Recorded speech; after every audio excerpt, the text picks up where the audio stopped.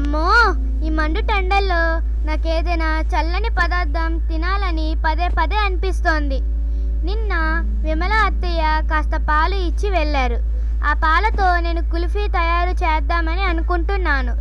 ముందుగా నేను పాలను ఒక గిన్నెలో పోసాను. ఇప్పుడు అందులో కుంకుమ పువ్వు, పంచదార, యాలకుల పొడి వేసి పాలు చిక్కబడేంత వరకు సన్న మంట మీద మరిగిస్తాను. పొలం నుండి ఆయన ఎప్పుడైనా తిరిగి రావచ్చు. ఆయన ఈ కుల్ఫీ చూడగానే ఎంతో సంతోషిస్తారో కదా.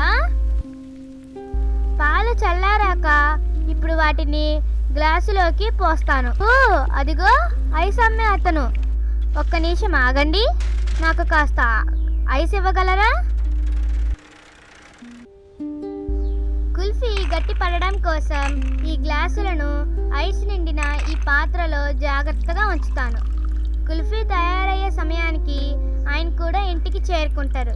అదిగో ఆయన తిరిగి వచ్చేశారు. నా కుల్ఫీ కూడా సిద్ధమైపోయింది. మిత్రులారా, మీకు ఇష్టమైన చల్లటి పదార్థం ఏంటి? కామెంటుల్లో నాకు తప్పక తెలియజేయండి.